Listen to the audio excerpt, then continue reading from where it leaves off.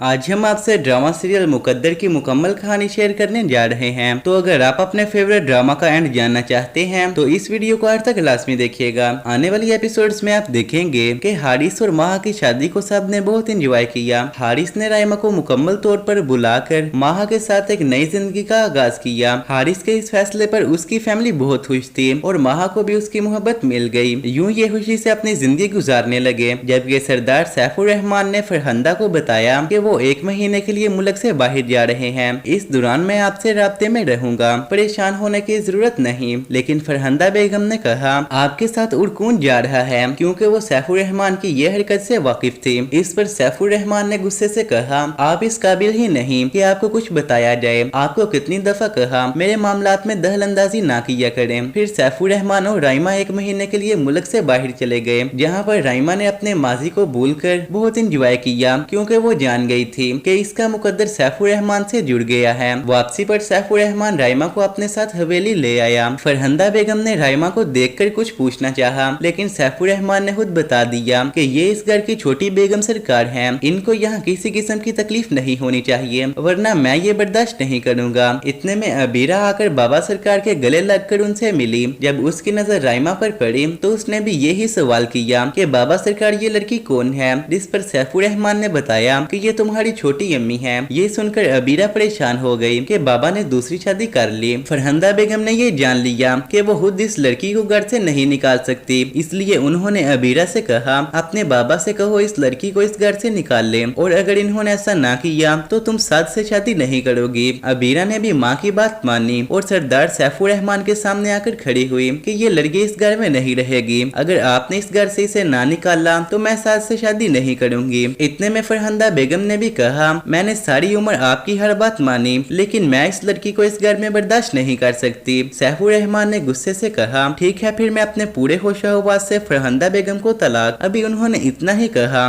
कि राइमा ने जल्दी से कहा सैफ आप ऐसा कुछ नहीं करेंगे, वरना मैं खुद ये घर छोड़कर चली जाऊंगी। तो दोस्तों अगर आप हमारे चैनल ड्रामा रिव्यू पर नए हैं तो प्लीज हमारे चैनल को सब्सक्राइब कीजिए। नाजरीन मजीद आप देखेंगे कि राइमा उस घर में फरहंदा बेगम के साथ रहने लगी। फरहंदा बेगम उसे बहुत बातें सुनाती, लेकिन वो खामोशी से सब सह लेती, क्योंकि राइमा का सोचना था कि औरत सब कुछ हौसले से बर्दाश्त कर सकती, मगर अपने शोहर को किसी के साथ शेयर नहीं कर सकती। आहिस्ता आहिस्ता फरहंदा बेगम की यादाश्त राइमा से कम हो गई। फिर एक दिन चूंकि सैफुर रहमान पॉलिटिशियन में काम करता था, उसके मुखालिफिन ने उस पर हमला किया और उसकी वफात हो गई। सैफुर रहमान की वफात के बाद राइमा बिल्कुल अकेली हो गई। इस दौरान साद ने अपनी अम्मी से राइमा के बारे में बात की, जिस पर पहले तो उन्होंने इनकार किया, फिर साद ने उनको तमाम हकीकत बताई कि वो कब से राइमा को पसंद करता है। फरहंदा बेगम शादी के लिए राजी हो गई और साद ने आहिस्ता आहिस्ता राइमा को भी मना लिया और यूं इन दोनों की शादी हो जाएगी। साद अपनी मोहब्बत को पाकर बेइंतहा खुश था। दूसरी तरफ अबीरा की भी हसन से शादी हो जाएगी, क्योंकि हसन अबीरा से अपने किए की माफी मांग लेगा, जो आखिरकार उसे माफ कर देगी। तो दोस्तों आपको हमारी ड्रामा सीरियल मुकद्दर के मुतालिक प्रेडिक्शन कैसी लगी, अपनी राय में तो कमेंट्स में बताएं। और अगर आपको हमारी वीडियो पसंद आई हो तो प्लीज लाइक के साथ साथ शेयर और सब्सक्राइब भी कर दीजिए, ताकि हमारी हर आने वाली वीडियो आप तक आसानी से पहुंच सके। शुक्रिया।